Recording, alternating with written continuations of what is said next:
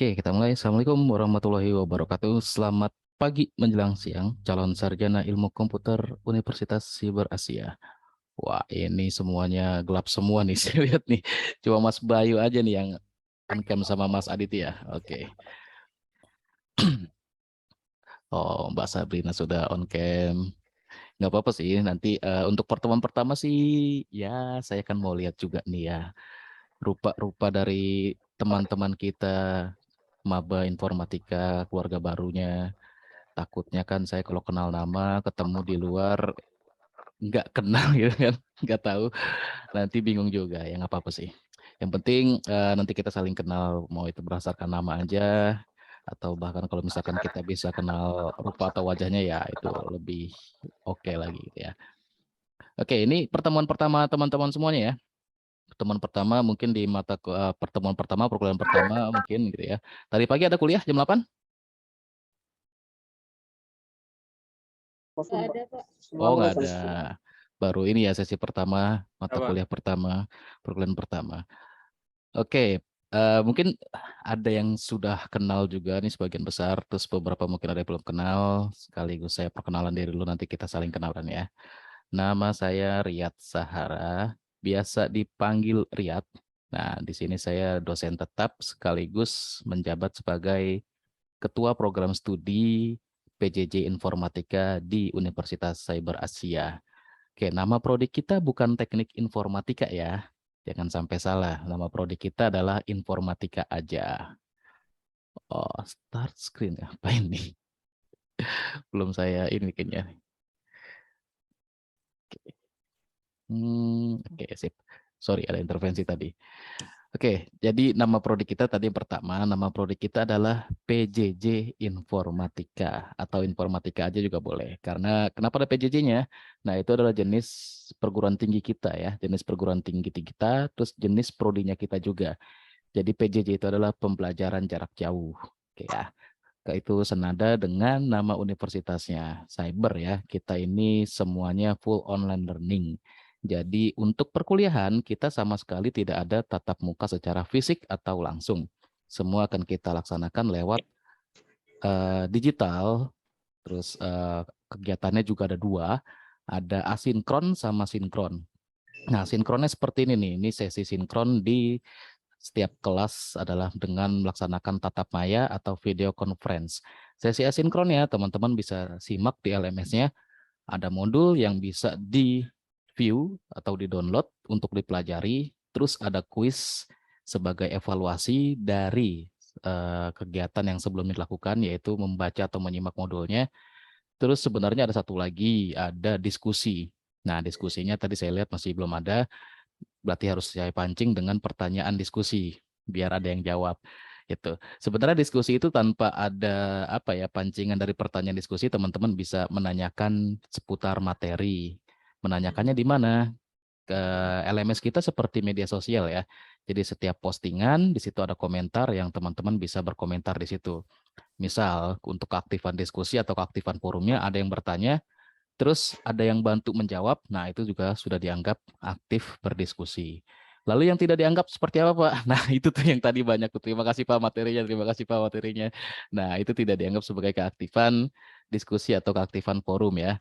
Yang dianggap sebagai keaktifan itu jika misalkan tadi ada yang bertanya seputar materi, terus bantu jawab, atau Pak saya punya referensi atau materi tambahan, boleh di-share linknya. Itu yang dianggap sebagai keaktifan di forum atau diskusi. Oke, itu dia tadi ya. Saya perkenalan diri malah perkenalan materi ya, sorry lupa. Oke, saya mengajar ini dari tahun 2012. Sebelumnya saya mengajar dari 2012 sampai 2019 itu di Universitas Mercu Buana di Prodi Sistem Informasi. Terus 2019 itu saya masuk Yayasan YMIK, Yayasannya UNAS, Yayasan Memajukan Ilmu dan Kebudayaan. Dulu saya tugasnya di Universitas Nasional. Nah, terus YMIK ini membentuk sebuah kampus cyber yang namanya Universitas Cyber Asia atau UNSIA. Nah, saya dipindah tugaskan ke UNSIA sebagai ketua program studi, bukan kepala ya, jadi ketua program studi. Nah, Selain DT, selain Kaprodi, saya juga sebagai dosen pembimbing akademik nih. Jadi dosen pembimbing akademik mungkin di sini ada beberapa yang DPA-nya, ya, dosen pembimbing akademiknya adalah saya gitu. Jadi kalau kayak di sekolah itu kan ada wali kelas atau wali murid. Nah, di universitas juga ada namanya dosen pembimbing akademik. Nah, harus akrab sama DPA-nya karena yang nanti akan ngebimbing, yang nemenin, ya, yang akan mendampingi teman-teman semua sampai dengan lulus, bahkan yang menyatakan lulus kuliahnya atau tidak gitu ya, yang melaporkan ke prodi, ke BA, terus bantu laporin ke Dikti itu adalah DPA-nya. Namanya yudisium ya, kelulusan kita itu dibilangnya. Jadi menentukan yudisiumnya tuh itu tuh si DPA-nya. Makanya harus diakrabkan, jangan tidak dikenali, apalagi nggak mau kenal gitu ya, itu bahaya. Jadi minimal bisa dikenali juga sama DPA-nya biar nanti DPA-nya ingat itu, oh iya nih mahasiswa ini nih, oh orangnya gini gini gini gini. Nanti saat ada kesulitan atau segala macam dia bisa maksimal bantunya. Karena tadi ya yang akan mendampingi, menemani serta sampai dengan menentukan kelulusan teman-teman semua itu adalah DPA-nya. Oke, nah ini adalah mata kuliah ICT literasi. Terus materi pertama juga nggak berat-berat banget ya. Materi pertama itu cuma kita kenalan aja sama pendahuluan IT, ICT atau IT ya. ICT itu singkatannya Information, Communication, and Telekomunikasi ya. Jadi TIK kalau bahasa Indonesianya lah gampangnya. Teknologi, Informasi, dan Komunikasi. Itu. Kenapa ada ICT literasi juga untuk prodi informatika? Ini kan semuanya anak-anak informatika gitu ya, istilahnya ya jagoannya komputer deh. Kita tidak bisa memungkiri juga bahkan di kalangan IT atau informatika terkadang literasi atau apa ya landasan teoritis terus kemampuan menggunakan perangkat ICT atau menggunakan teknologi ICT terkadang ada yang masih belum terlalu familiar dan kita mau coba untuk kenalkan itu. Selain itu bukan hanya untuk kenalin, bukan hanya untuk jadi expert di bidang itu, tapi juga yang ditunjukkan adalah peran ICT literasi, terus fungsinya sama manfaatnya itu apa sih buat ilmu komputer. Jadi bukan hanya dikenalin terus dapat materi, enggak seperti itu. Terus nanti juga teman-teman bisa diharapkan ya, bukan bisa, tapi diharapkan mampu menghasilkan satu bentuk produk yang berkaitan dengan teknologi, informasi, dan komunikasi yang nanti akan menjadi tugas akhirnya teman-teman. Sorry, bukan tugas akhir. Ujian akhir semester, bukan tugas akhir ya. Tugas akhir masih jauh, tenang aja. Oke, tadi perkenalan tentang saya, pengenalan mata kuliahnya. Sekarang saya mau kenalan nih sama teman-teman mahasiswanya nih. Jadi kalau yang bisa on cam, silahkan on cam. Tapi kalau tidak bisa ya nggak apa-apa. Mas Bayu, ada Mas Bayu. Udah kerja Mas Bayu? Oh, masih belum. Masih, Udah, Pak. oh udah kerja di mana? Di Surabaya. Oh, di Surabaya. Kerja di mana? Bidang apa? Di bidang IT. Oh, Sevima. Dari Sevima. Iya, Pak. Oke. Ini yang vendor LMS dan Siakat ya. Sevima ini salah satu apa sih vendor penyedia teknologi untuk pendidikan yang mendominasi banyak kampus yang pakai ya. Ini jangan-jangan yang ngedevelop LMS atau Siakat ya. Nah, jangan diotak-atik ya. Aman, Pak. Oh, yang ini. Oke. Terus ada Mas Aditya Rizky Januarta. Halo, Pak. Ya, halo. Sudah bekerja? Sudah. Kerja di bidang apa? Di Surabaya, sama kayak Bayu. Walah, ini juga satu tim ya. Satu tim sama Mas Bayu. Di bidang developernya? Iya, developer. Oke. Ciakat. Oh, developer Siakat. Oke, sip. Iya, masih ada itu tuh sedikit apa ya? Kemarin saya nyoba jadi ada query yang banyak. Contohnya lah ya, gampangnya lah ya, biar teman-teman di sini juga bisa paham. Kemarin saya coba untuk validasi secara langsung, validasi KRS secara langsung untuk 173 mahasiswa. Jadi sekalian inputan aja nih ya. Dan itu langsung get time out ya, gateway time out 504 kalau nggak salah. Jadi kalau query-nya kebanyakan kayaknya masih agak sedikit ada bug-nya tuh. Tapi untuk akun saya aja. Kalau pas saya buka dengan akun lain di browser lain aman. Dan saya lihat prosesnya emang jalan satu-satu. Tapi di saat akun saya jalan itu time out gitu ya. Mungkin bisa sedikit diperbaikin. Oke ya. Takutnya dari QA-nya atau QC-nya kelupaan yang kalau misalkan query-nya banyak. Itu dia Mas Aditya sama Mas Bayu. Oke, Mbak Sandrina. Iya, Pak. Ya, udah kerja? Nah, sudah Oh, di mana? Bidang?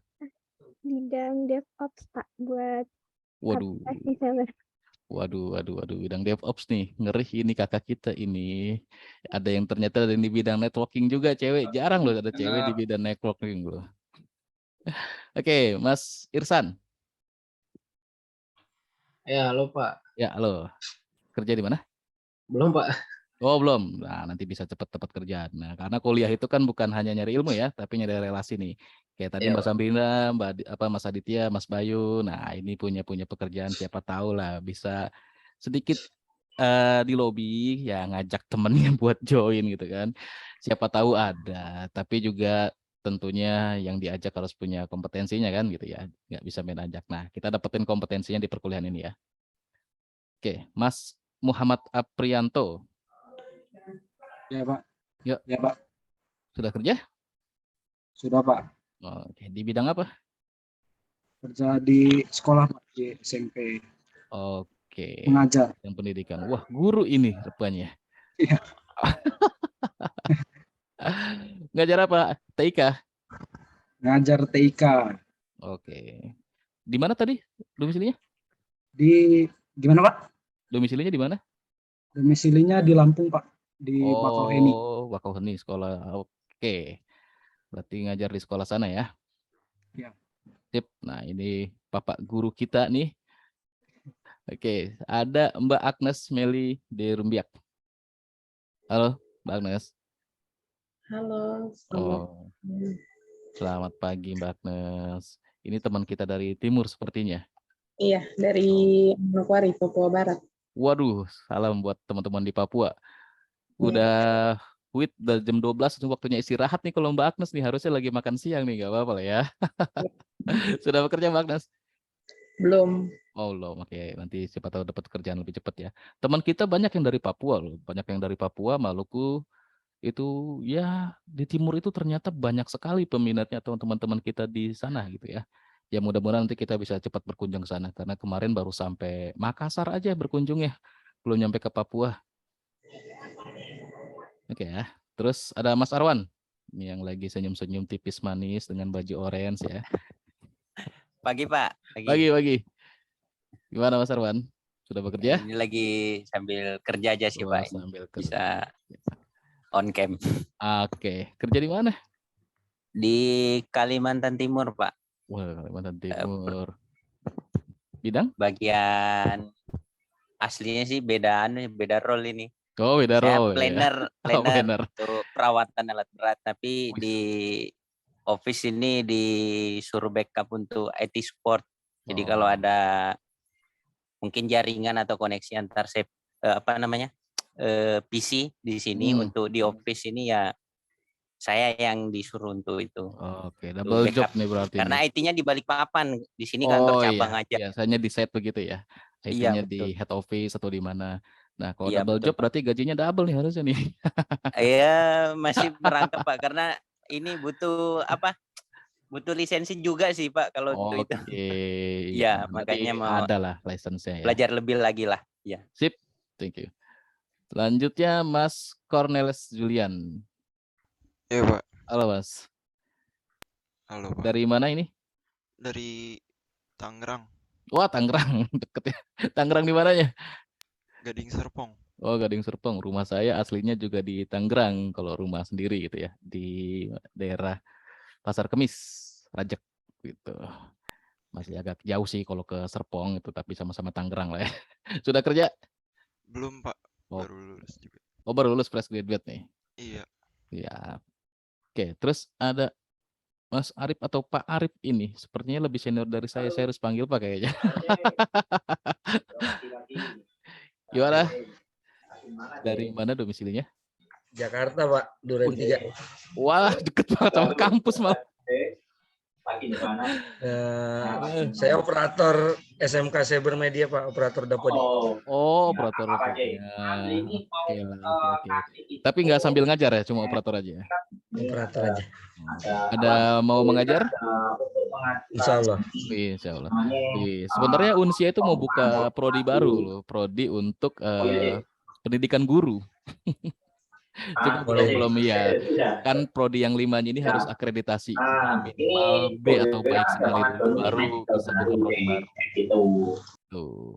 Ya, mudah-mudahan sih dalam waktu dekat semua prodi sudah terakreditasi dan ada prodinya tuh. Tadi rencana yang mau dibuka itu tuh, pendidikan guru sekolah dasar atau sampai SMP ya, lupa saya. Terus sama PAUD gitu. Terus ada prodi bahasa juga itu yang akan dibuka. Iya, itu lagi banyak karena kampus saya bersebelah ternyata ada yang udah buka juga itu. Soalnya di Lampung sini juga banyak itu yang guru terkendala pengen kuliah. Iya, Posisinya betul. tidak ada buat karyawan. Betul. Itu yang makanya sedang dirumuskan, sudah penjajakan ke Dikti ya, mudah-mudahan dalam tahun depan sih sudah bisa beroperasional 2023 ganjil gitu ya.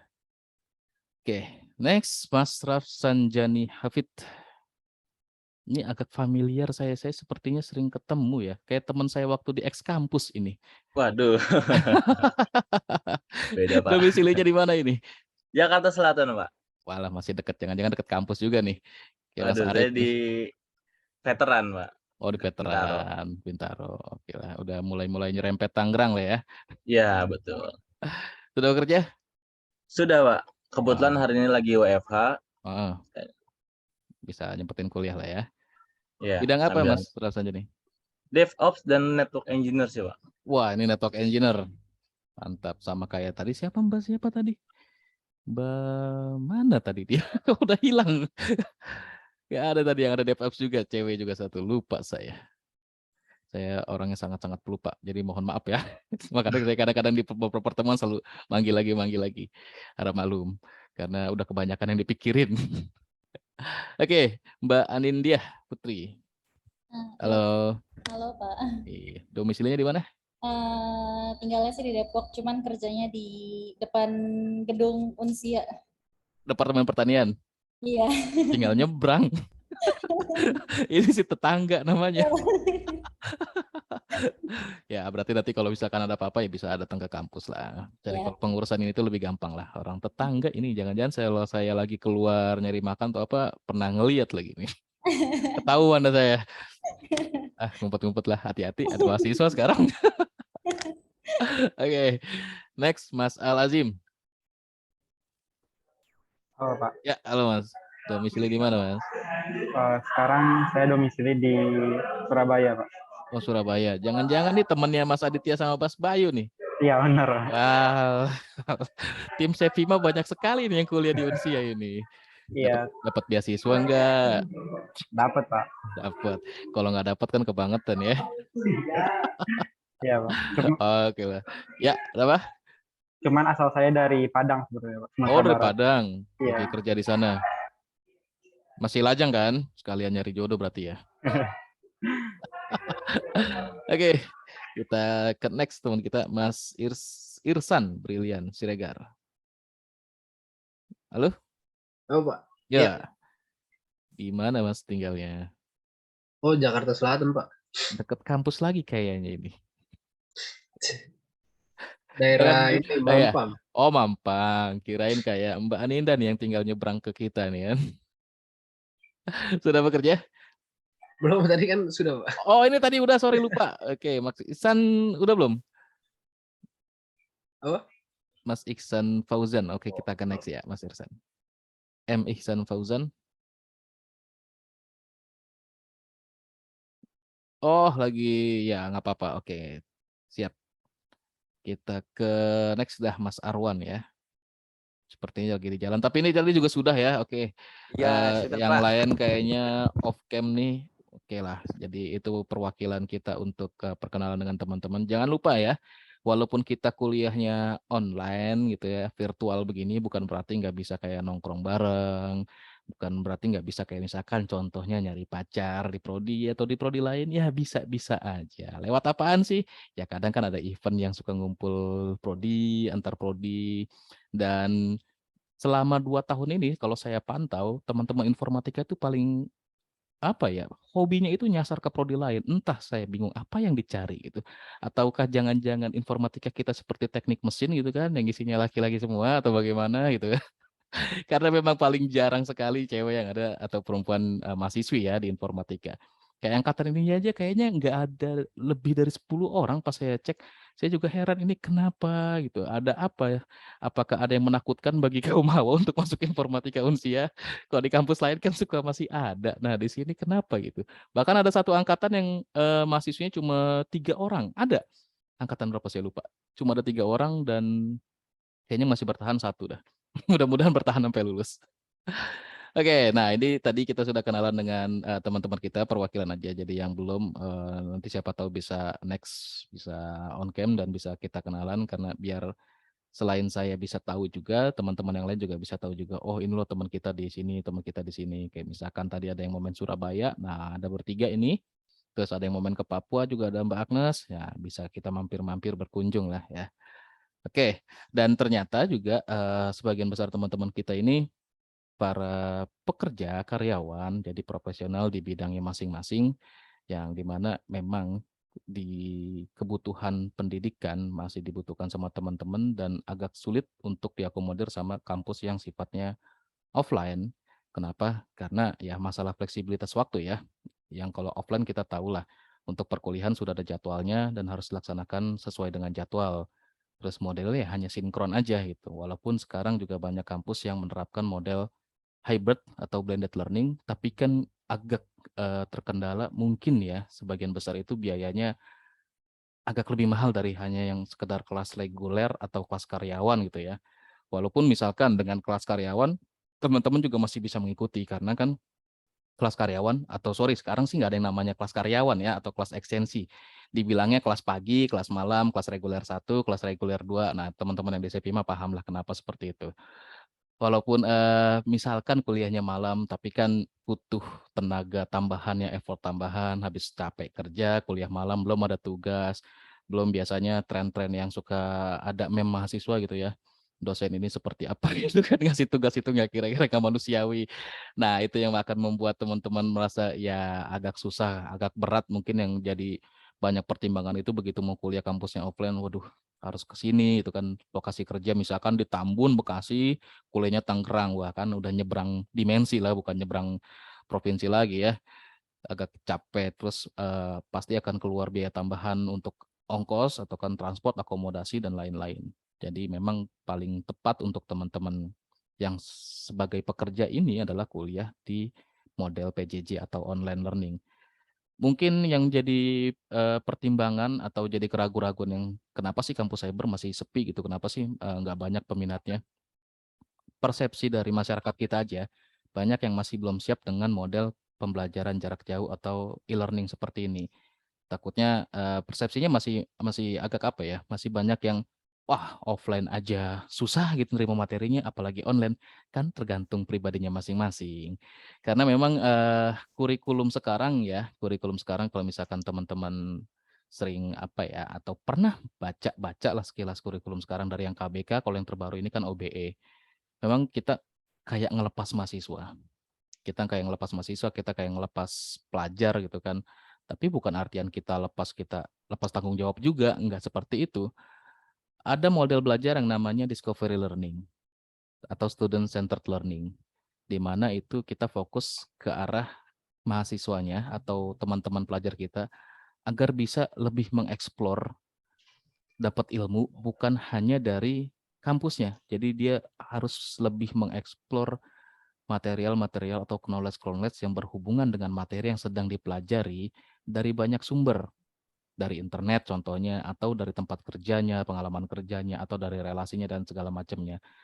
Dan yang memang kita berikan itu, ya ini sih apa ya, rahasia atau enggak rahasia juga. Jadi kayak paradigma di kampus itu pada saat punya teman-teman mungkin ekspektasinya, wah gue lulus dari sarjana ini dapat gelar sarjana ilmu komputer gitu, jadi developer handal gitu, jadi network spesialis yang mumpuni, begitu lulus langsung dapat kerjaan, pokoknya udah expert lah, advance lah, masalah data science juga ada bisa semua. Tapi ternyata begitu menjalani perkuliahan kok nggak jago-jago, kok belum bisa-bisa. Kalau dulu saya sering ngomong, kalau mau seperti itu tuh bukan kuliah tempatnya. Kalau mau yang langsung bisa, dijamin bisa adalah kursus. Kenapa? Karena memang orientasinya atau outputnya dari kursus seperti itu, dijamin bisa. Kalau di perkuliahan kan nggak dijamin dan nggak ada garansinya. Walaupun di sasaran kita sudah buat seperti itu. Tapi untuk menggaransi expert, kita ada tahapannya, ada stepnya. Kayak misalkan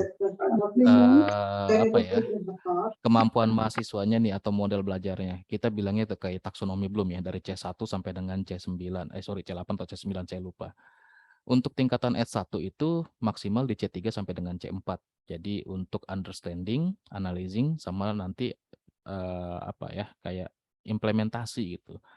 Untuk bisa ke tahap advance-nya itu nanti akan dilanjutkan di S2 atau S3. Jadi advance expertnya menurut pendidikan itu adalah pada saat sudah setelah implementasi bisa dianalisa lagi kekurangannya di mana, lalu ditemukan state art atau novelty-nya atau kebaruhannya, dan bisa jadi kayak temuan baru. Nah, cuma kalau di dunia industri yang namanya advance expert adalah bisa dipekerjakan atau bisa mengerjakan apa yang ditugaskan atau menjadi job desk-nya dia.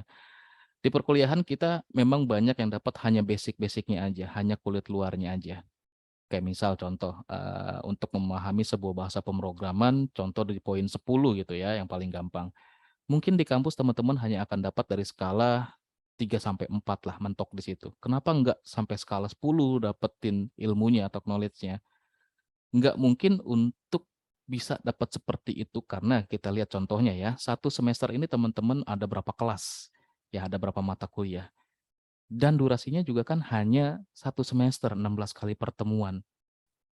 Dan itu kan tadi banyak kelasnya atau banyak mata kuliahnya ya. Kita hanya memberikan, pengantarnya ini loh belajarnya A, B, C, D, urutannya 1, 2, 3, 4, 5, 6, 7, 8, 9, 10. Terus suka banyak ada yang komplain, Pak kalau belajar begitu mah di Google banyak. Ya, emang di Google banyak dan lebih ke best practice-nya, langsung ada contohnya gitu. Bahkan ada source code-nya yang teman-teman bisa langsung download, bisa jadi gitu kan, tanpa error gitu. Walaupun kalau misalkan perlu disesuaikan ya banyak lagi referensinya, banyak tutorialnya. Tapi di Google itu kan kita kayak jalan tanpa ada penunjuk arahnya. Kita mau ke tujuan tertentu, kita nggak dikasih tahu lewat mana.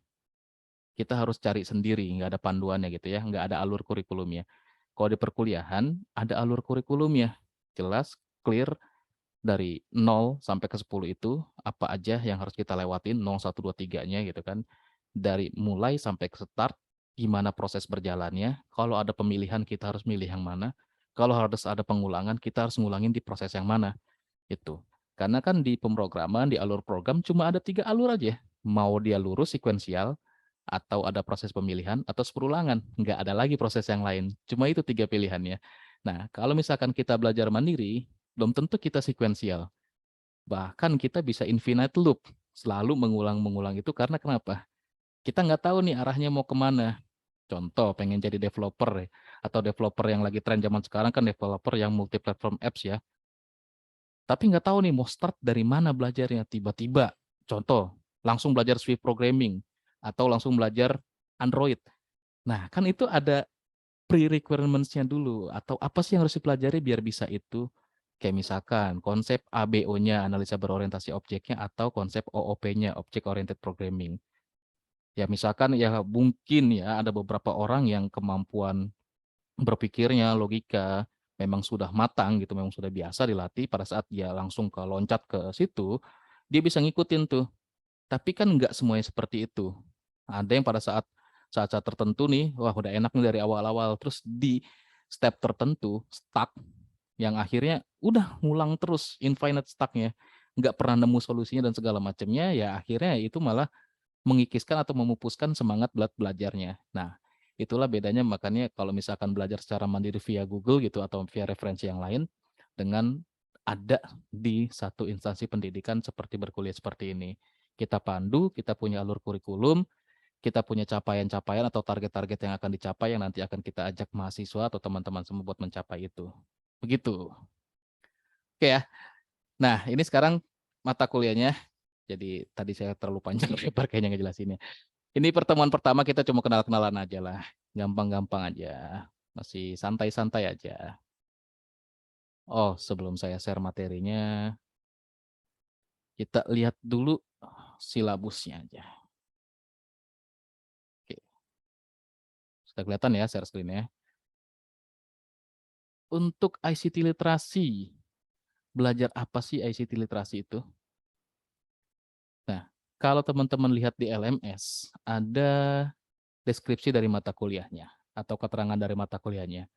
Yang dipelajari apa gitu, atau menerangkan apa sih di ICT literasi itu.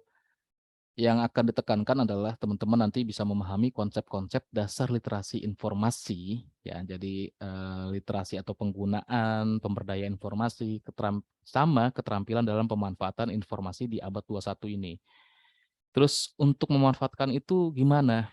Ya kita harus bisa menggunakan berbagai sumber daya informasi yang ada nih. Sumber daya informasi itu bentuknya banyak ya, nggak harus yang secara fisik bisa kita sentuh gitu ya, tapi juga yang secara digital. Bisa kita lihat tapi nggak bisa kita sentuh gitu ya. Dan bukan hanya itu aja, tapi juga berkaitan dengan penggunaan perangkat lunak komputer, software, aplikasi, tools, sama teknologi informasi yang mendukung capaian profesional di dunia kerja. Jadi itu yang nanti akan dikenalkan di mata kuliah ICT literasi ini. Terus untuk apa aja yang dipelajari selama kurang lebih 1 semester ini? Teman-teman sebenarnya bisa langsung melihat di sesi pembelajaran ya.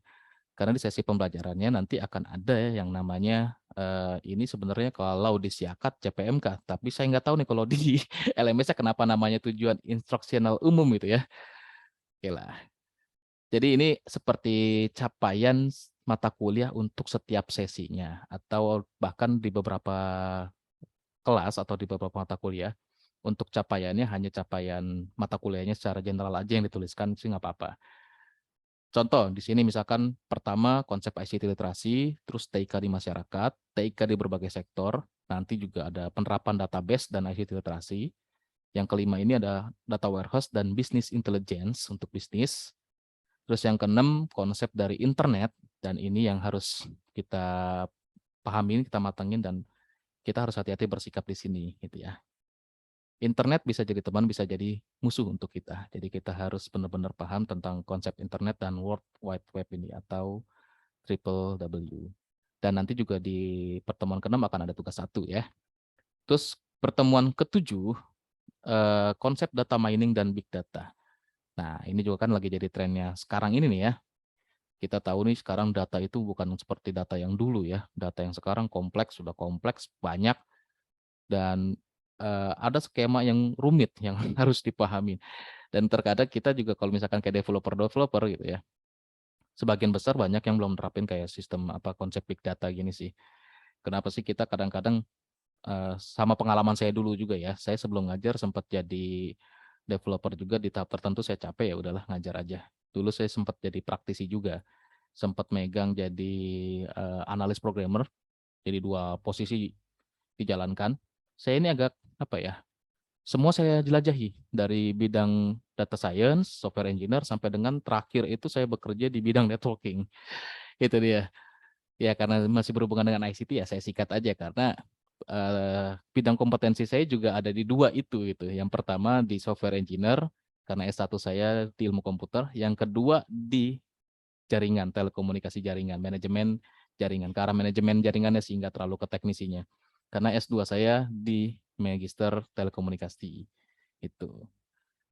Nah, nanti pertemuan ke-8 itu teman-teman akan menghadapi atau bertemu dengan yang namanya ujian tengah semester atau UTS. Oke, yang ke-9 tentang penerapan CyberLab dan kaitannya dengan ICT literasi, 10 e-business, e-commerce, e-government.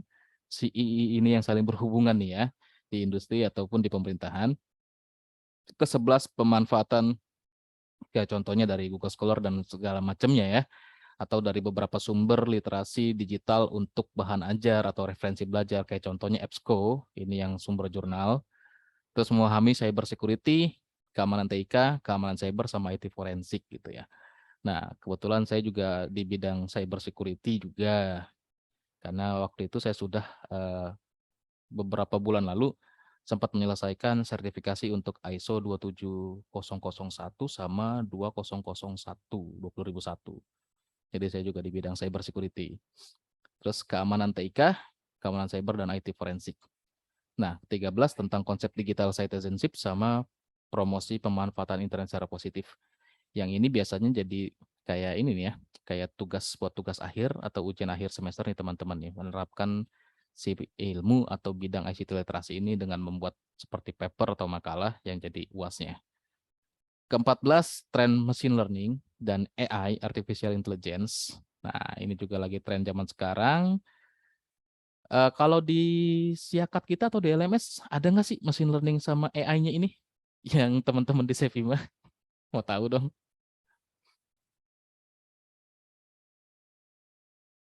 Udah ada belum? Atau kayak misalkan belum ada ya? Web crawler belum ada juga ya?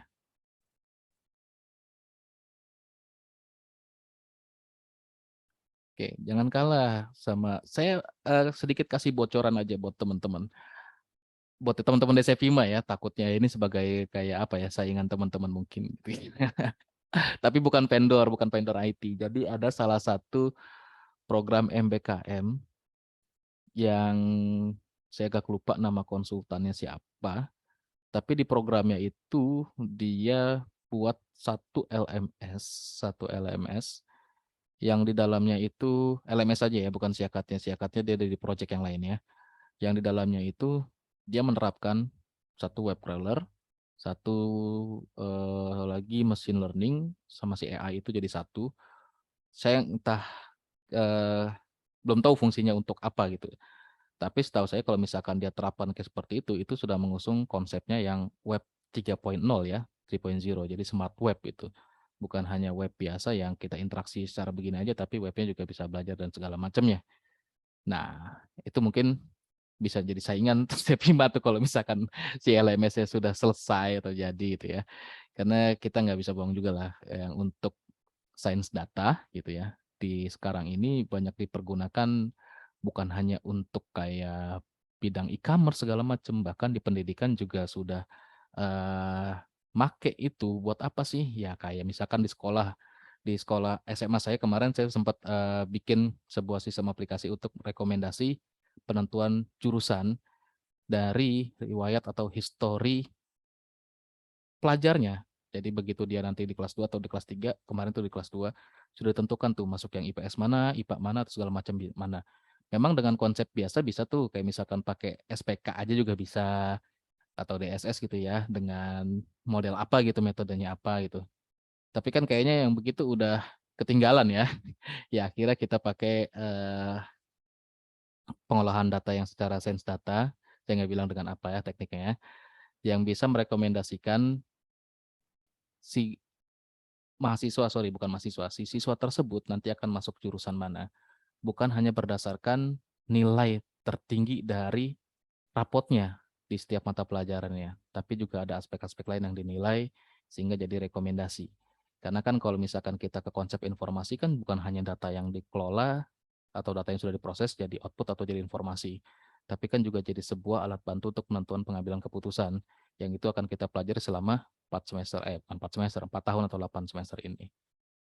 Oke, dan kebetulan ada tugas 2 di pertemuan 14, tapi saya nanti akan memberikan lebih awal, jadi durasi waktunya lebih lama untuk tugas 2-nya, nggak terlalu mepet ya. Terus terakhir itu tentang sosial media sama digital collaboration tools untuk menghasilkan karya. Ini kayak project management tools saja. Mungkin teman-teman sudah sering pakai kayak misalkan Trello gitu ya, atau bahkan teman-teman developer sering pakai GitHub, ya sama-sama aja sih ya. Kalau lebih familiar atau yang lebih simple buat manajemen projectnya ya kita pakainya yang si kayak jenisnya Trello atau apa saya lupa tuh yang gratisan kemarin terus saya ekspor lagi. Tapi kalau untuk yang developernya buat kolaborasi bareng ya kebanyakan kita pakai Google Console atau GitHub atau ya mungkin punya platform sendiri dari kantornya seperti itu.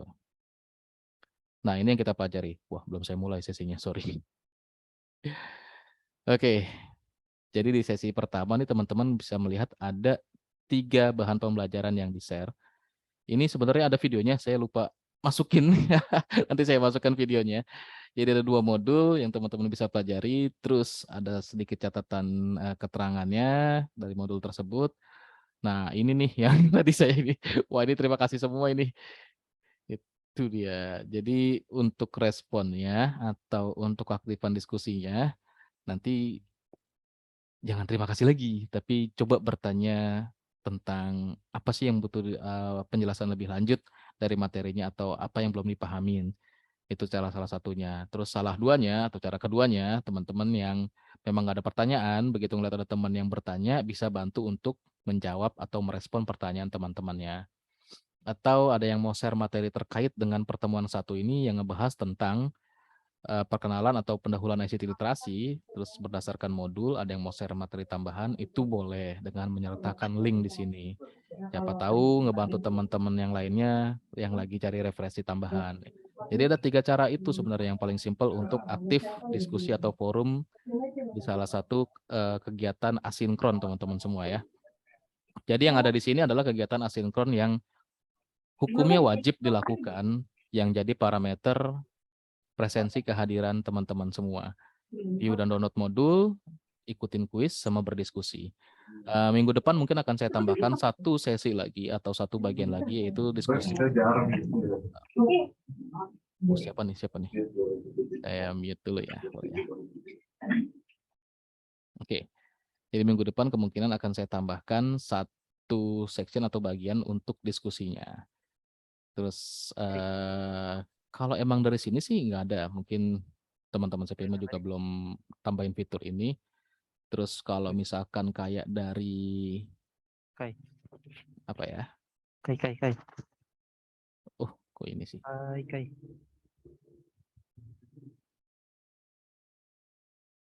Dari yang front menu di depan juga belum ada nih untuk diskusi. Jadi sementara ini nanti diskusi saya buatnya dengan materi, gitu ya. Contoh misalkan ini, terus saya lanjut, terus ini bukan judul materi, tapi nanti akan saya judul topik diskusinya. Terus di sini nanti akan ada pertanyaan diskusinya, yang teman-teman nanti bisa respon di kolom komentar ini, gitu ya. Oke, terus untuk materinya, nah ini juga nggak terlalu susah-susah banget, masih pendahuluan ICT literasi aja. Yang di sini kan kita tahu sudah masuk era revolusi industri 4.0 atau 4.0 dan era digital society 5.0. Itu. Apa sih era society itu? Kayak misalkan kalau kita ngelihat nih ya, ke revolusi industri dulu dah. Revolusi industri yang 4.0 atau 4.0 itu adalah sebuah perkembangan industri di mana konsep dari industri itu sudah mengusung otomatisasi. Gitu ya, otomatisasi. Otomatisasi dalam bidang apa? Contoh otomatisasi dalam bidang produksi atau bidang produktivitasnya, terus atau bidang dari penjualannya, atau bahkan dari proses alur bisnisnya sudah harusnya diotomatisasi. Di beberapa negara maju sudah banyak yang menerapkan konsep atau prinsip revolusi industri. Di kita masih sangat sulit untuk diterapkan seperti itu. Kenapa sih? Banyak faktornya. Yang paling berpengaruh atau impact yang paling akan terasa jika era industri 4.0 ini diberlakukan di Indonesia dan Indonesia memberlakukan itu, pasti akan banyak pengangguran. Kenapa? Ya sudah otomatisasi gitu. Produksi yang nggak butuh manusia lagi, tinggal adakan mesin yang sudah bisa jalan sendiri dengan otomatisasi, tinggal dikontrol aja. Yang harusnya produksi mungkin 100 orang, sekarang untuk proses produksi hanya butuh 2 orang, hanya untuk monitoring dan controlling. Itu dia. Jadi permasalahan yang terbesar untuk penerapan era industri atau revolusi industri yang seperti itu ya dari segi SDM-nya. Dari segi SDM adalah nanti banyak pengangguran. Terus apakah juga sudah siap SDM kita dengan penerapan model seperti itu? Gitu. Selain hal-hal lainnya seperti infrastruktur dan teknologinya. Dari infrastruktur dan teknologi juga memang kita belum sepenuhnya siap ya.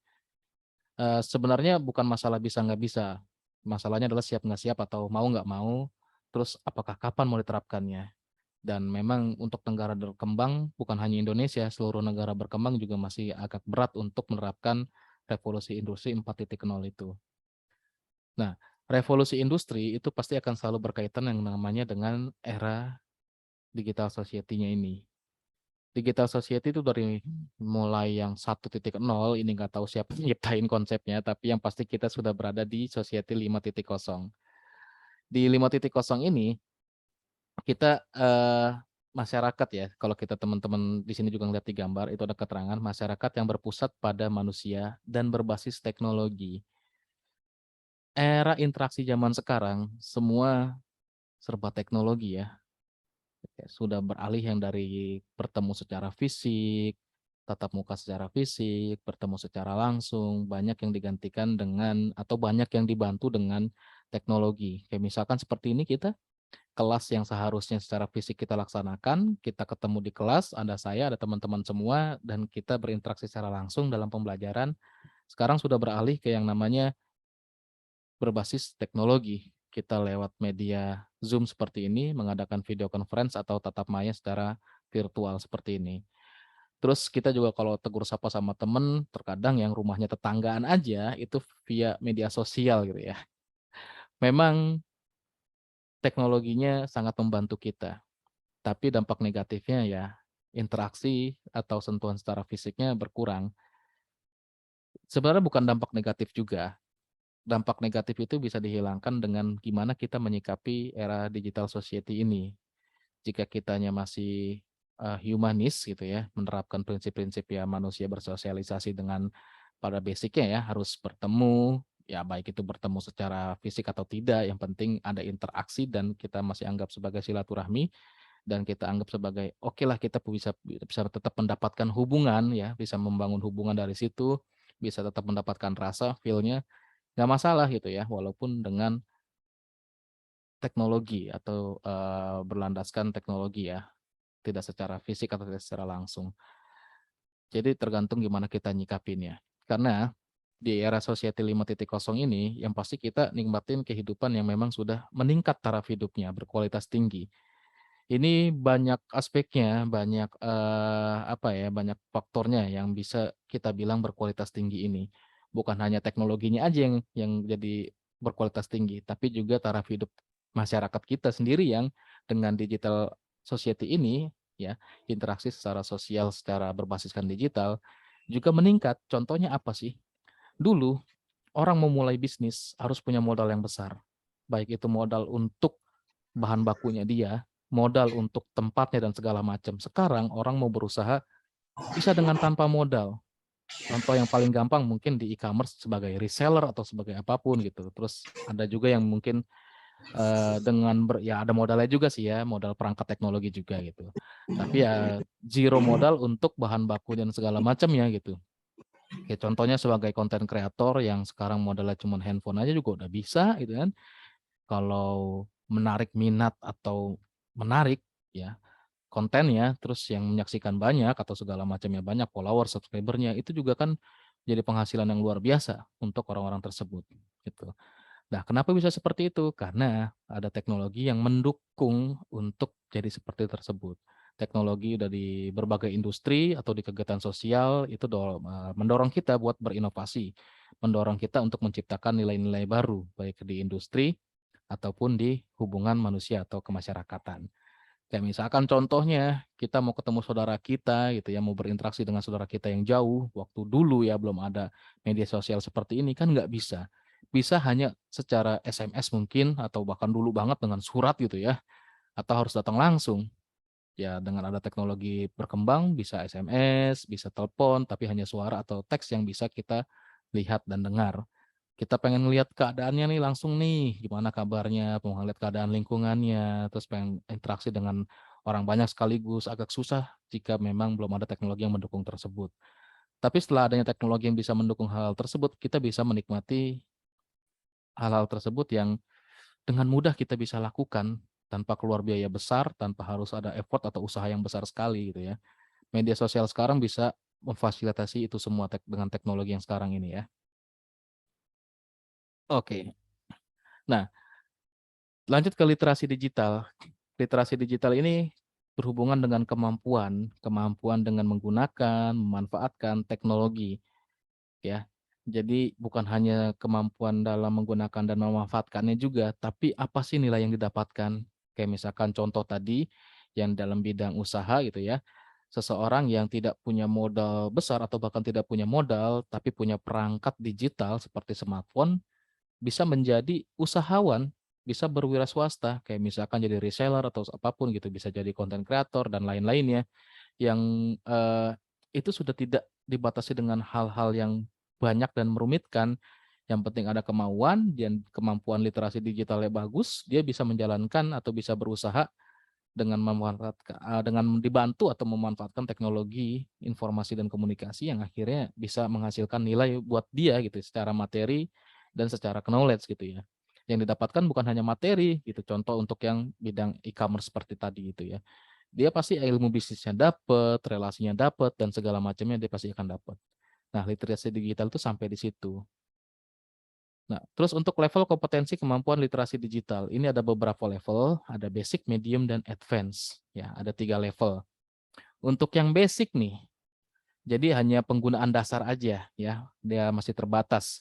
Hanya tahu fungsi basicnya aja, hanya tahu fungsi dasarnya aja, tapi untuk dianalisis secara kritis, dianalisa secara kritis, terus dieksplor lebih jauh lagi, enggak juga gitu. Pokoknya cuma tahu fungsinya apa, digunakan untuk apa, ya udah selesai.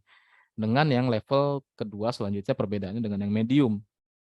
Nah, yang di medium ini selain lebih paham fungsi basic, terus tujuan basicnya apa, tapi ada fungsi-fungsi lanjutan yang lebih diketahui gitu ya, lebih bisa dipahami.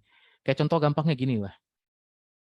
Kita sering pakai mungkin yang namanya Microsoft PowerPoint ya, untuk membuat bahan ajar, untuk membuat presentasi dan segala macam. Tapi berapa orang sih dari kita yang tahu ternyata kita bisa bikin konten multimedia atau video pembelajaran bahkan ya, dengan memanfaatkan MS PowerPoint. Coba, ada yang tahu nggak sampai sekarang? Atau ada yang udah pernah pakai? Ada yang udah pernah pakai? Padahal itu sering banget kita pakai, bahkan dari misalkan kita di sekolah menengah atas gitu ya, bahkan yang sudah pernah berkuliah sebelumnya atau sudah bekerja gitu, yang pakai PowerPoint itu kayaknya sering banget tuh, apalagi buat bikin-bikin presentasi dan segala macam. Tapi kan mungkin hanya fungsi dasarnya aja ya, fitur-fitur basic dari PowerPoint aja yang digunakan, karena kita belum tahu, terus emang belum pernah explore juga gitu. Nah, kalau yang seperti itu level basic. Pada saat level medium, bukan hanya fungsi basicnya atau fungsi dasarnya, tapi juga sudah lebih kompleks lagi fungsi-fungsi yang lainnya. Jadi penggunaannya sudah diperluas juga, terus bukan hanya mengenai fungsi-fungsinya diketahui, tapi nilai yang dihasilkan dari penggunaan teknologi tersebut juga bisa bertambah. Contohnya bisa nilai ekonomisnya, nilai knowledge-nya, dan lain-lain gitu ya. Sampai dengan yang level selanjutnya di level advance. Nah, kalau di level advance ini bahkan si individu atau perorangan sampai memahami regulasi-regulasi terhadap penggunaan suatu perangkat teknologi atau teknologi informasi seperti software, hardware, dan segala macamnya. Itu. Kayak contohnya ginilah. Terkadang ya, sampai saya juga masih sering loh download software yang versi trial, cuman cari crack-annya gitu kan. Atau ya mau di-crack atau full version yang model-model dengan seperti tadi lah ya. Yang penting jadi full version bisa dipakai. Masih juga walaupun saya tahu itu melanggar hukum gitu. Ya cuma hambatan kita seperti itu. Masih banyak software yang mahal, ya memang harganya mahal. Kita nggak bisa protes harganya mahal. Kenapa? Karena butuh sumber daya, butuh effort yang besar juga untuk buat software tersebut. Jadi kalau harganya mahal ya wajar gitu ya. Nah, kita kadang-kadang kan ngakalinnya dengan seperti tadi ya, cari yang full version, crack-annya lah dan segala macamnya kita cari gitu. Padahal kita tahu itu udah melanggar hukum. Cuma belakangan ini saya sudah mulai insaf ya, udah berapa tahun ini. Jadi kayak misalkan beberapa software penting di perangkat saya itu juga saya sudah pakai yang full license secara resmi gitu. Karena kita sadar juga nih, bukan hanya hukum ya atau regulasi atau peraturan yang mengikat kita, tapi juga untuk keamanan kita sendiri. kita nggak tahu software-software yang jenisnya yang sudah di-crack atau yang sudah dioprek sama seseorang gitu ya, disisipkan apa di situ. Bisa jadi contohnya disisipkan malware atau disisipkan virus atau software-software yang lainnya yang mungkin bisa mencuri data pribadi kita dari perangkat kita. Kan kita nggak ada yang tahu seperti itu. Dan memang sudah banyak korban-korbannya yang berjatuhan karena hal tersebut. Literasi digitalnya kurang. Jadi kalau misalkan menyebabkan ya sampai dengan menyebabkan awareness-nya atau kesadarannya terhadap keamanan datanya juga jadi kurang gitu. Ya pokoknya hajar aja dah ngelihat software gratis, hajar. Terus kayak misalkan ada notifikasi atau segala macam, contoh gampangnya kayak gitu. Ada notifikasi di web atau segala macamnya enggak diabaikan gitu ya. Ada yang iseng mungkin disetujui, di allow gitu, padahal dia lagi minta akses gitu, akses mikrofon, akses kamera gitu, atau bahkan akses ke file-file penting. Nah, tapi kadang ada yang suka di allow gitu. Terus kayak misalkan mengunjungi sebuah website yang nggak punya sertifikat digital atau nggak valid keamanannya, ya masuk-masuk aja. Dan fatalnya sampai ada yang nyetor data kayak misalkan email atau data-data pribadi yang lainnya sampai generate password juga di situ. Nah, itu kan bahaya tuh. Atau bahkan kayak di medsos gitu ya, ya mungkin nyari temen atau bahkan ada yang kayak nyari jodoh gitu. Ah, lumayan nih kayaknya menarik nih. Follow, follow, follow, follow. Nggak taunya akun tersebut akun-akun yang bukan akun sesungguhnya, malah akun-akun yang kayak ada tools tertentu yang bikin akun kita di media sosial tersebut malah jadi kenapa-kenapa gitu. Kayak saya contohnya, entah kenapa Instagram saya memang nggak pernah posting sih ya. Instagram nggak pernah posting apapun, jadi cuma punya aja. Tapi kok ini following-nya banyak banget gitu. Saya bingung kok following sendiri sampai ribuan begini. Kenapa ini? Ya, saya cari-cari, lah aman-aman aja, saya nggak pernah ngizinin software apapun gitu kan. Nggak taunya ada salah satu temen ya, yang kita saling follow gitu. Kok dia nyusupin tools apa nih, nggak ngerti juga gitu. Saya juga agak lupa juga, saya pernah di-tag atau pernah apa gitu kan. Yang sampai jadi saya masih di-explore juga tuh, masih saya cari tahu juga kenapa Instagram saya seperti itu atau medsos saya seperti itu. Kok saya bisa following otomatis dan ternyata itu ada salah satu tools yang bikin akun kita itu selalu nge-follow akun-akun yang korelasi dengan akun dia. Jadi kayak auto follow gitu. Kok banyak banget following ininya segala macamnya, dan itu biasanya akun-akun yang dipergunakan untuk kayak keperluan bisnis atau industri apalah saya nggak ngerti gitu ya. Nah, itu kita harus hati-hati juga kan, kita nggak mau juga kan yang walaupun cuma following aja tapi kan nggak nyaman juga dilihatnya gitu. Oke, ini yang kemampuan literasi digital. Terus untuk sistem pembelajaran. Nah, ini nggak terlalu saya jelasin ya. Ini cuma era sistem pembelajaran aja lah ya. Ini nggak selalu saya jelasin, tadi juga saya sudah jelaskan soalnya. Jadi sekarang sistem pembelajaran atau eranya berbasis hasil, output, dan outcome-nya. Kalau output itu nilai ya, yang kita harapkan itu sebenarnya outcome-nya, bukan cuma nilai perkuliahan atau kayak misalkan ijazah gitu. Yang mau kita dapatkan atau jadi sasaran kita adalah teman-teman dapetin knowledge-nya, soft skill dan hard skill-nya. Kalau soft skill itu ya, yang hard skill itu ya basic bentuk dari pengetahuan apa sih yang didapetin gitu ya. Tapi kalau misalkan kayak soft skill itu tambahan-tambahannya.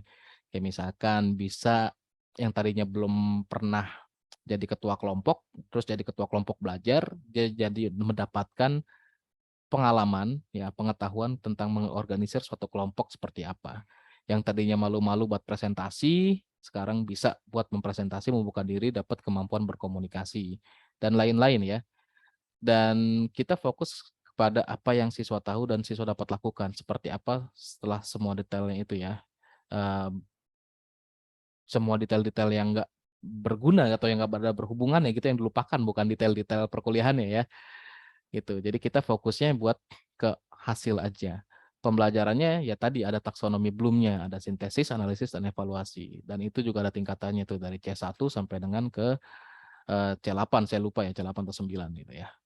Terus nanti tugas-tugas teman-teman itu juga bukan hanya menjawab soal gitu ya, ujian juga bukan hanya menjawab soal, tapi kita berdasarkan atau berbasiskan output yang nanti teman-teman seenggaknya melakukan sedikit riset atau penelitian Itu. Jadi kayak bikin makalah ya harus riset dulu. Misalkan bikin makalah nih, pengaruh media sosial terhadap proses komunikasi atau cara berkomunikasi seseorang.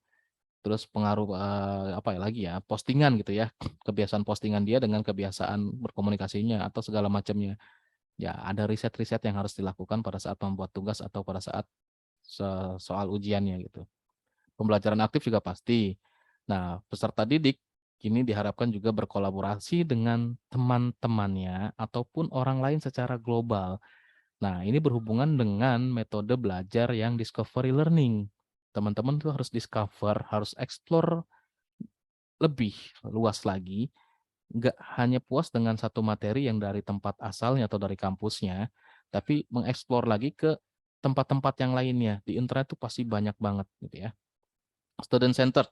Nah, jadi bukan zamannya lagi guru, dosen, fasilitator itu ya. Sorry, bukan fasilitator, guru, dosen, pengajar itu hanya ngajar aja.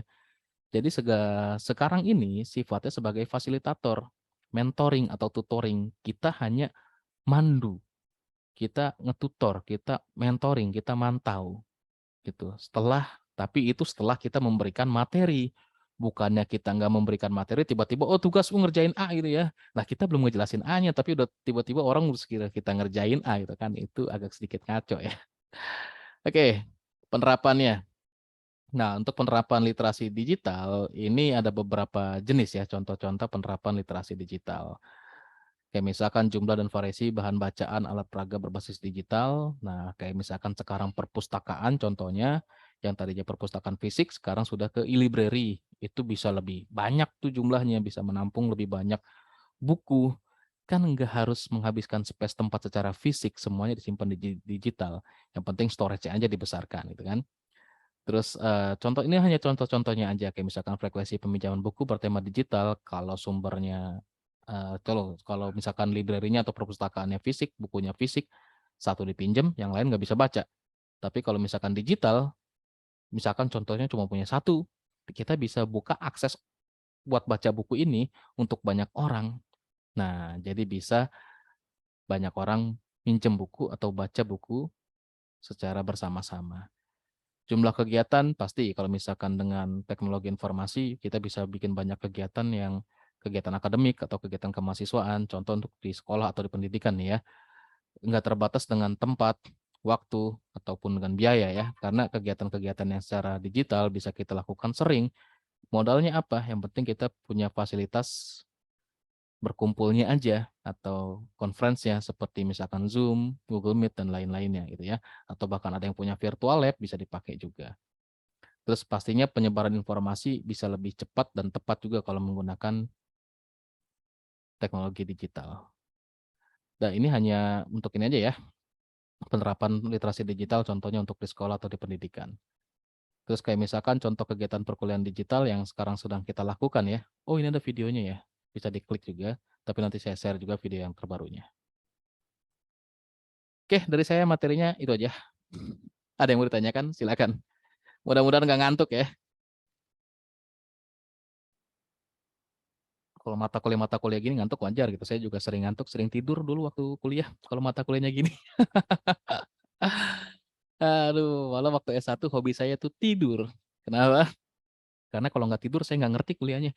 Itu. Makanya kalau waktu semester 1 tuh saya sering ditimpukin dulu tuh sama dosennya pakai apa kayak penghapus segala macem waktu awal-awal. Nah, semester 2 saya punya alasan nih biar tidur nggak dimarahin. Karena waktu semester 1 saya membuktikan tuh dengan tidur nilai saya bagus. Jadi kalau ada gurunya atau dosen yang ngomel, saya udah bilang duluan, Pak, Bu, mohon maaf, ini nggak tahu habit saya dari kecil gitu. Kalau saya nggak tidur, saya nggak ngerti gitu. Kalau ibu atau bapak nggak percaya, coba buktikan dah. Saya tidur, bapak ibu nanya apapun, saya pasti bisa jawab. Padahal ya emang sebelumnya karena sebelum kuliah itu saya sebagai udah kerja duluan kan di teknologi industri gitu kan, di ICT gitu. Jadi kayak misalkan kalau yang basic-basic saya pasti bisa jawab lah. Walaupun nggak sama persis dengan buku, tapi ya nyerempet-nyerempet berdasarkan logika. Padahal ya jangan ditiru ya. Tapi kalau yang mata kuliah praktek, nah itu saya pasti akan seger tuh karena paling demen kayak gitu.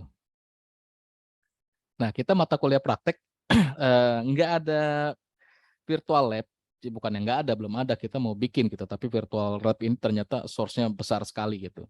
Kita mau pakai yang dari Kemdikbud atau Dikti juga kayaknya nggak ngakomodir, jadi kita nggak mau pakai. Kita mau coba untuk bikin atau cari license yang kerjasama dengan kampus lain yang sudah punya virtual lab. Di Indonesia susah, sekalinya ada dari India dan dari mana gitu, yang nggak tahu license-nya berapa. Tapi saya sudah rekomendasikan karena kita butuh virtual lab juga ternyata. Nah, jadi kalau untuk kayak mata kuliah yang praktek, teman-teman sekali lagi model belajarnya discovery learning, terus student centered learning ya, yang dimana praktek itu teman-teman ya harus praktek secara mandiri. Misalkan di mata kuliah pemrograman, algoritma dan pemrograman, itu kan nanti akan belajar bahasa pemrograman C, C++, ya nanti dosennya mungkin ada simulasi ya praktek gitu. Nah teman-teman ya jangan hanya nyimak, tapi juga ikut praktek gitu. Kalau cuma nyimak aja, nggak nyobain, nggak tahu nanti benar atau salah, gitu kan, nggak diimplementasikan atau nggak dicoba secara langsung. Karena kan belajar bukan hanya ngelihat atau ngedenger, tapi yang paling bagus juga dicoba atau dipraktekkan. Itu baru bisa dapat 100%. Kalau cuma lihat dan dengar, ya itu mentok paling 50-60%, nggak akan bisa nyampe 100%. Gitu ya. Oke, ada yang mau tanyakan? Silakan. Pak, permisi, mau tanya. Hmm. Nah kan tadi Bapak sempat ini bilang kayak virtual lab. Nah virtual lab itu dia kayak metaverse atau kayak gimana? Saya juga baru dengar. Sorry? Virtual lab. Virtual lab. Virtual lab, oke. Virtual lab ini kayak misalkan contohnya ya, kalau mungkin yang teman-teman sering nyoba IDE atau compiler secara online, bukan kayak gitu ya. Bukan kayak gitu. Kalau itu ya sama aja kita masing-masing juga tuh nyobainnya gitu. Jadi konsepnya virtual lab yang kita mau yang ada di perguruan tinggi itu lab fisik yang kita pindahkan ke digital. Kita masuk semua di situ di virtual lab tersebut gitu ya. Dosennya simulasikan, teman-teman nyoba juga untuk simulasi, terus dosennya juga bisa mengontrol dengan kita tinggal masuk ke virtual lab-nya. Bukan seperti contoh kasusnya seperti kayak diterapkan apa ya, NetSchool atau apa segala macam yang teman-teman harus diinstal dulu di perangkatnya, terus kita minta akses atau permissionnya kita registerin segala macam baru bisa dikontrol, bisa diremote segala macamnya gitu. Enggak, kita pengennya bukan seperti itu, tapi virtual lab yang benar-benar lab secara virtual dengan segala macam software atau tools yang kita butuhkan ada di situ, atau compiler apapun ada di situ, IDE apapun ada di situ. Dan kita pakai itu seperti kita ada di lab fisik, tapi kita bentuknya ada di digital. Itu yang mau kita buat virtual lab-nya. Gitu. Dan itu nanti kita bisa kolaborasi bareng di situ. Jadi nggak sendiri-sendiri nih, misalkan Mas Bayu sama Mas Aprianto nih, kalau sekarang gitu kan kita lagi praktek nih, nyobain gitu. Nah itu nyobanya sendiri-sendiri. Pada saat mau kolaboratif gimana? Nggak bisa, paling remote desktop atau pakai kayak misalkan software TeamViewer gitu. Coba lihat desktop lu segala macam gitu. Ya itu kan bukan kolaboratif namanya, bukan kolaboratif yang sesungguhnya gitu. Tapi kita mau coba kayak misalkan ya, kalau misalkan kayak ada di GitHub nih ya, mungkin yang teman-teman sudah pernah pakai gitu. Ada konsep kolaboratif gitu, tapi kan itu nggak bisa disimulasikan apa ya, nggak bisa disimulasikan kayak di kelas kita tatap muka kerja kelompok bareng gitu. Masih nggak kelihatan juga ini siapa nih yang lagi di sini gitu segala macamnya. Gitu. Kita pengennya kayak misalkan nih di Zoom nih ya, di Zoom yang sekarang sedang kita masuk, oke, kita buka atau masuk ke komputer masing-masing. Nah, teman-teman tinggal masuk ke komputer masing-masing. Saya tetap masih bisa ngelihat nih. Misalkan Mas Aron komputer 1, Mas Aditya komputer 2, Mbak Sabrina komputer 3, saya bisa ngelihat. Saya bisa ngelihat juga sedang ngerjain apa gitu. Begitu virtual lab yang kita maunya. Kalau virtual lab yang kayak di Kemdikbud dan segala macam, itu bukan virtual lab tuh. Cuma simulator aja. Jadi kita nggak pakai. Nah, ada salah satu di universitas di India yang dia sudah punya virtual lab-nya. Wah, keren juga saya lihatnya. Dan saya sempat mau bikin, sempat ngajuin, ternyata resource-nya tuh gede. Kenapa sih resource-nya gede? Ya bayangin aja ya. Untuk komputer kita satu aja nih, kalau kita buka software yang besar gitu ya, kayak misalkan Visual Studio, bukan VS Code ya, atau Android Studio, RAM-nya 4 GB tuh pasti megap-megap tuh. Mau buka yang lain udah nggak bisa lagi. Kursor kita aja nih, kursor dari mouse mau jalan aja tuh, wah lambat banget gitu kan, kayak slow motion gitu kan. Nah bayangin kalau misalkan virtual lab gitu, servernya tuh harus seperti apa speknya. Kayak misalkan contoh 40 orang make bareng gitu, di situ, di satu sumber daya. Nah kita harus pikirin itu kan. Terus gimana cara ngedevelop aplikasinya atau toolsnya biar bisa seperti tersebut. Kita bisa sih ngambil beberapa API atau source dari yang sudah ada gitu kan, kita gabungin bisa aja itu. Tapi kan nggak gampang juga yang namanya kayak gitu. Kita harus bedah dulu dokumentasinya apa nih yang kita butuhin dan segala macamnya, terus gimana nih bisa berjalan dan segala macem gitu. Sebenarnya ide paling gampangnya adalah eh, kayak Netschool, mungkin ada yang pernah pakai Netschool atau aplikasi-aplikasi gitu tuh yang buat monitoring gitu ya, buat monitoring klien, ada server, ada kliennya bisa dimonitoring. Kayak di sekolah-sekolah mungkin tuh diterapkan Netschool-nya gitu kan. Jadi setiap aktivitas dari masing-masing komputer di lab untuk mahasiswanya itu bisa terpantau sama gurunya di depan. Nah, kita pengen seperti konsep itu kita masukin aja nih ke digital. Itu ya Mas Bayu. Oke, Pak. Terima kasih banyak. Ya, itu. Memang masih banyak yang bilang kayak simulator compiler online itu dianggapnya, wah itu virtual lab. Ya enggak gitu. Kayak misalkan ini nih, contohnya ya, IDE C++ digital online. Pakai banyak yang online JDB segala macem gitu.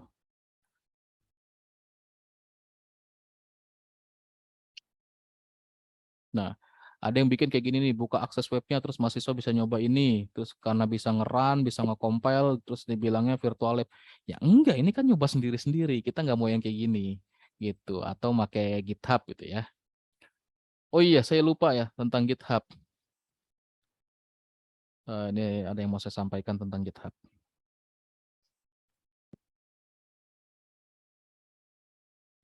Oke.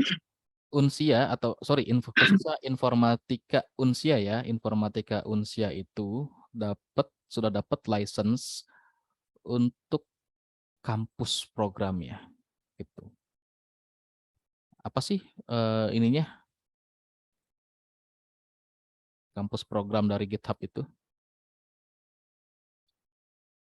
GitHub kampus program. Nah, buat GitHub kampus program. Oke. Jadi ada beberapa keuntungan atau benefit yang bisa didapatkan oleh teman-teman informatika Unsia yang kampusnya sudah dapat license dari GitHub Kampus Program. Teman-teman bisa lihat di sini. Oke, dapat ya banyak ya, apalagi ini nih, automated access to premium GitHub education feature like GitHub Student Developer Pack. Student Developer Pack itu isinya apa? Nah, ini.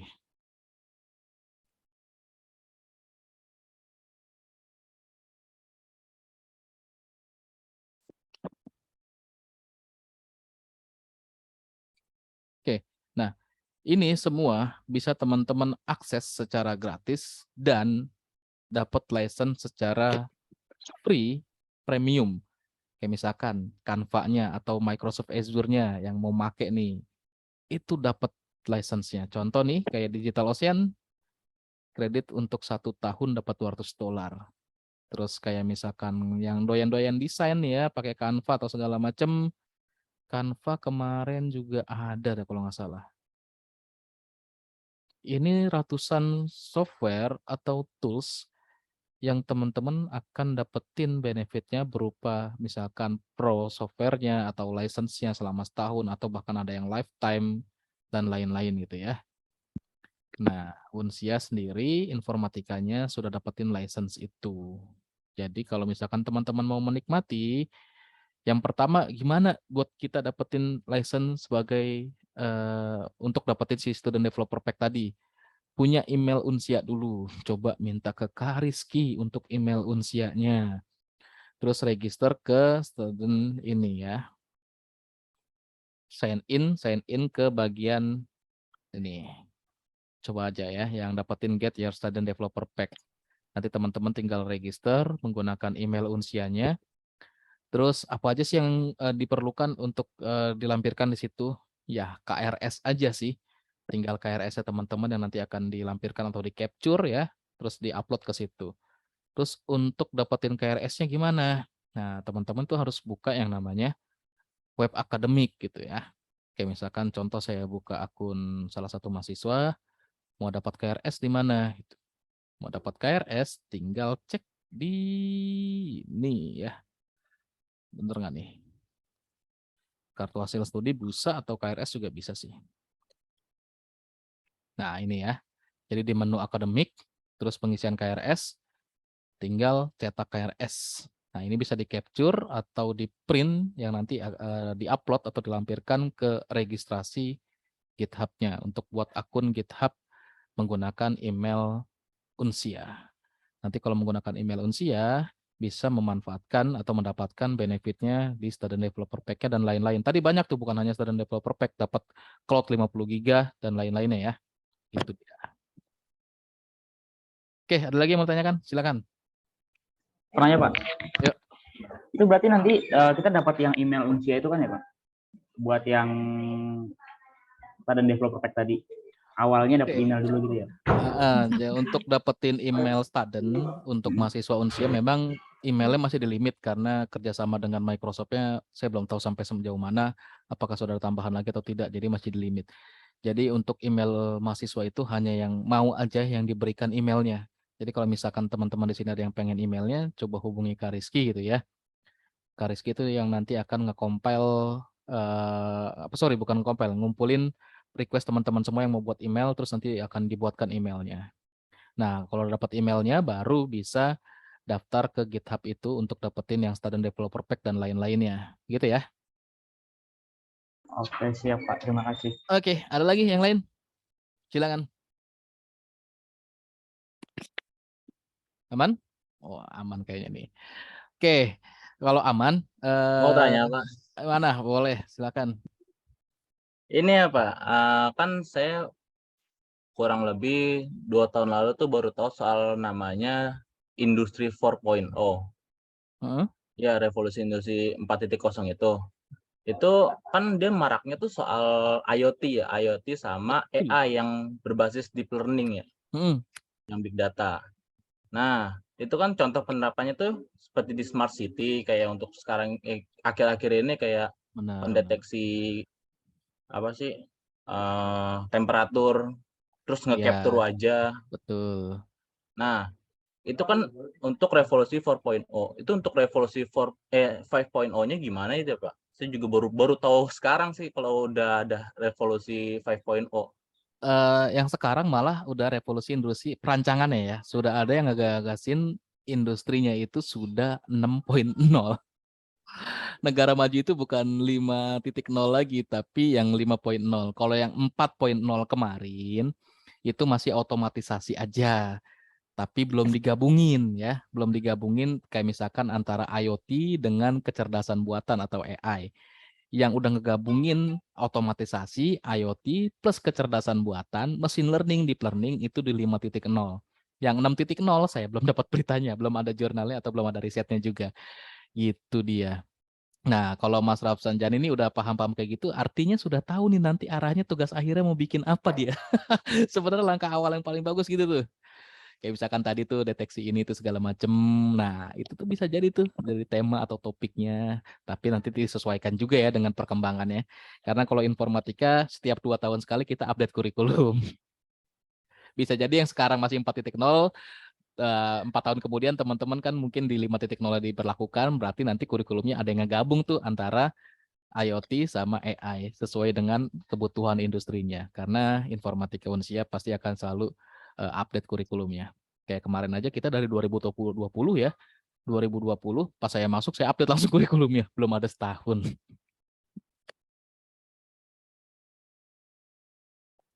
Sorry, saya sambil off cam sebentar karena ada keperluan bentar ya, nggak apa-apa. Tapi tetap masih bisa interaksi kok. Ada yang mau tanyakan lagi? Silakan. Maaf Pak, kan tadi kalau nggak salah ada modul pembelajaran soal machine learning dan artificial intelligence ya Pak. Nah, itu kalau boleh tahu, itu kita menggunakan bahasa pemrograman gimana ya Pak? Supaya mungkin teman-teman ada persiapan untuk terjun di sana. Mungkinkah pakai Python atau pakai Java? Masih Python ya. Oh, Python. Python. Ada framework khusus yang untuk bisa kita pelajarin gitu nggak Pak? Ada frameworknya pasti nanti akan diberikan. diterapin. Terus metodenya juga ada. Kayak misalkan yang sekarang nih ya, yang sekarang lagi belajar machine learning, itu bukan framework ya. Mereka lebih ke arah modeling sama ke fuzzy metodenya. Itu. Nah, nggak tahu kalau nanti ke depannya gimana untuk eranya seperti apa atau apakah ada update dari knowledge untuk bidang tersebut gitu. Karena kalau ada pasti akan kita rubah juga gitu. Kayak misalkan Fazi udah nggak tren, muncul lagi teori baru, ya kita pasti akan ikutin teori baru. Karena kan kita nggak mau ketinggalan. Kalau kita ketinggalan nanti kan teman-teman juga ketinggalan knowledge-nya. Terus nanti lulus nggak dapetin apa-apa, ilmunya ketinggalan. Kita nggak mau kayak gitu. Begitu, Mas Rafsanjani. Oke, baik Pak. Terima kasih. Oke, sip. Nah, kalau untuk IoT, itu dia, makanya saya pengen banget punya virtual lab, karena kan IoT ya, IoT ini, ya kalau nggak praktek gimana gitu, IoT. Memang udah ada simulasinya, tapi kan kalau simulasi sendiri-sendiri nggak enak juga gitu. Kalau simulasinya bisa bareng-bareng kan lebih enak. Oh iya, kita kebetulan di informatika itu ada satu pakar IoT, salah satu dua orang atau berapa orang gitu ya, yang sering nongol sih 2 orang itu yang sering ngadain kayak webinar, pelatihan, sosialisasi, bahkan sertifikasi tentang IoT ya. Itu namanya Mas Ajang sama Mas Ade Rahayu. Dia itu founder dan co-foundernya dari salah satu website atau organisasi yang namanya Kelas Terbuka. Bukan Kelas Terbuka, Kelas Robot. Teman-teman bisa cek aja tuh Kelas Robot. Gitu ya. Di grup-grup angkatan juga dia sering kayak ngadain webinar, belajar bareng tentang IoT gitu. Itu. Dan Mas Ajang sama Mas Ade ini juga ngejual produk IoT-nya. Jadi kalau ada yang mau belajar, ya tunggu aja infonya dari teman kita itu. Nanti biasanya mereka suka sering share kok. Oke, ada lagi yang mau tanyakan sebelum kita akhiri? Beres ya? Oh, ada lagi, silakan. Terakhir ini kan misal kita masih awam banget soal IT dan mungkin kedepannya buat coding, terus cara kita belajar buat bisa level advance itu gimana Pak? Biar bisa terarah ke depannya selain Oke. kan harus belajar sendiri. Nah, Betul. step-stepnya itu bagaimana Pak? Gitu dia. Itu jadi salah satu, dulu pernah ada yang lucu juga tuh ya. Ada pernah yang lucu, salah satu teman kita gitu. Pak, jangan belajar ini, saya udah belajar ini gitu. Pak, langsung ke sini aja. Ya kita sih mau lari-larian.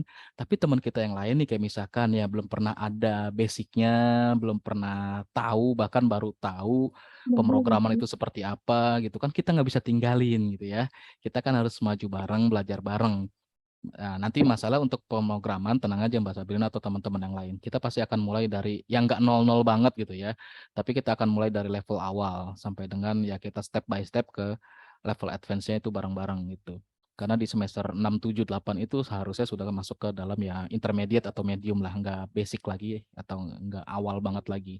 Dan itu nanti kalau misalkan teman-teman cara belajarnya, yang penting kalau lagi praktek selalu dicoba. Terus kalau saya, ini share pengalaman saya aja. Tadi makanya kenapa saya bilang saya selalu tidur di kelas gitu waktu S1. Misal gitu ya, saya udah entry KRS nih, udah dapat pertemuan pertama, terus udah dapat silabusnya. Selang 1 minggu itu saya udah nyelesain 14 pertemuan belajarnya. Makanya sisa pertemuannya saya tinggal tidur, terus saya explore yang lainnya lagi. Misalkan untuk pemrograman web 1, waktu dulu web 1 itu, dan sekarang juga sama ya, pemrograman web 1 itu kan masih web basic tuh. Diajarin hanya HTML dan CSS. Nah, saya udah kelar tuh belajar HTML, CSS, saya langsung loncat ke belajar JavaScript, nyoba-nyoba gitu kan. Nah, terus aja seperti itu, di setiap mata kuliah saya selalu seperti itu modelnya. Jadi, udah dapetin selesai semua materinya, udah saya cobain, saya explore yang lain. Saya nyari-nyari yang lain, mau bikin ini, saya cobain segala macamnya gitu. Kayak misalkan nanti teman-teman yang dapetin web 1 tuh, kan hanya HTML, CSS-nya sudah pakai tools Bootstrap itu kan lebih gampang lagi ya. Sekarang yang namanya developer itu udah indah lah hidupnya. Udah banyak otomatisasinya. Software-software developing-nya juga udah banyak banget gitu kan. Kayak misalkan pakai VS Code terus dan segala macamnya. Kita nggak hafal keyword-nya aja tapi hafal depannya, tinggal tap-tap aja muncul suggestion-nya. Atau tools-tools yang ada kayak debugging-nya otomatis atau nge-fix otomatis itu juga banyak, kayak contohnya NetBeans atau Visual Studio atau Android Studio. Suggestion untuk memperbaiki kesalahan coding atau error kode kita itu banyak banget, udah lebih mudah. Nah, syaratnya kalau mau bisa paham atau segala macam itu harus sering nyoba, latihan. Jangan cuma dapet, ngelihat, udah nggak dicobain. Kalau kayak gitu susah buat bisanya. Dan di industri itu, ya ini buat masukan teman-teman yang lain. Industri itu nggak butuh teori kita. industri itu butuh best practice kita. Makanya ini kesempatan teman-teman semua. Selama kuliah, kesempatannya adalah untuk membuat sebanyak mungkin portofolio. Sebanyak mungkin project yang itu bisa jadi nilai jual pada saat nanti mau ke industri. Kalau hanya mengandalkan ijazah, sangat susah. Tapi kalau punya best practice-nya banyak, pengalamannya banyak, portofolionya banyak, itu jaminan atau chance, kesempatan buat bisa ya misalkan jadi pegawai, staff, atau bahkan buka industri sendiri, itu lebih besar peluangnya. Kayak gitu ya. Baik, Pak, terima kasih banyak. Oke. Nah, saya mau menyampaikan satu hal karena ini berhubungan dengan kemajuan prodi kita. Jadi minggu depan itu ada asesmen lapangan atau visitasi dari Ban PT. Jadi minggu depan itu tidak ada video conference atau tatap muka ya. Terus ini juga pernah saya sampaikan di Pensamaku. Saya mewakili tim dosen dari informatika dan segenap sivitas akademik dari informatika itu mohon maaf karena material learning atau modulnya kita belum bisa lengkap banget gitu ya, belum bisa lengkap banget, bahkan ada beberapa video yang kita ambil dari source lain gitu ya, yang dari open source atau kelas-kelas terbuka dari organisasi lain buat melengkapi bahan ajar kita. Kita belum sempat untuk tapping atau syuting produksi video sendiri. Kenapa? Karena itu kita lagi persiapan akreditasi, naikin nilainya. Kita memang sudah terakreditasi tapi masih nilai yang minimum, baru nilai baik. Ya, baik itu sama dengan C dan kita mau ningkatin ke baik sekali atau B. Dan Rabu Kamis depan itu adalah waktunya kita diakses secara lapangan, divisitasi secara lapangan oleh Ban PT. Jadi kita butuh persiapan yang sudah kita siapkan sejak bulan lalu tapi juga belum selesai dan waktunya sudah sangat mepet. Jadi mohon maaf jika material learning ya atau modulnya belum lengkap banget gitu ya. Cuma ya tetap ada lah, kita nggak masih apa ya, kita masih memberikan hak-hak mahasiswa atau teman-teman untuk bisa mendapatkan pembelajaran atau materi belajar yang layak. Gitu ya. Oke, jadi minggu depan sementara tidak ada dulu video conference, nanti kita ketemu lagi di pertemuan yang next sesinya untuk video conference atau tatap maya yang seperti ini. Karena tatap maya juga bukan salah satu aktivitas wajib kita ya. Aktivitas wajib kita di asinkron. Kalau sinkron atau tatap mayanya aktivitas wajib, nanti kita dibilang nggak ada bedanya sama konvensional, cuma mindahin konvensional ke online. Terus kan teman-teman juga kita tahu punya waktu yang berbeda, zona waktu yang berbeda, profesi yang berbeda, aktivitas yang berbeda, yang nggak mungkin kita paksakan untuk selalu sinkron. Oke gitu ya, jadi PJJ itu lebih fokus ke arah asinkron. Oke, ada lagi pertanyaan sebelum kita akhiri? Aman ya? Oke, kalau aman, terima kasih banyak yang sudah menyempatkan diri untuk hadir di sinkron kali ini untuk pertemuan pertama. Minggu depan mohon maaf tidak ada sinkron dulu karena minggu depan bertepatan dengan jadwal visitasi atau asesmen lapangan untuk akreditasi prodi informatika. Mohon doanya, mohon bantuannya dari teman-teman semuanya agar nilai akreditasi kita bisa meningkat gitu ya. Yang luar biasa sekali bisa dari baik sekali atau baik. Sebenarnya ini aja sudah salah satu pencapaian yang sangat luar biasa. Dalam waktu kurang dari 2 tahun kita sudah punya akreditasi dibandingkan dengan kampus yang lain yang belum tentu 2 tahun sudah dapat akreditasi. Hanya sebagian kecil yang sudah bisa dapat akreditasi. Ya, mohon doanya dari teman-teman semuanya. Saya akhiri untuk pertemuan sinkron kita di pertemuan sesi 1 ini. Terima kasih banyak. Wabillahi taufiq wal hidayah. Assalamualaikum warahmatullahi wabarakatuh. Selamat siang semuanya. Selamat beristirahat. Terima kasih Pak. Waalaikumsalam. Oke, terima kasih. Thank you.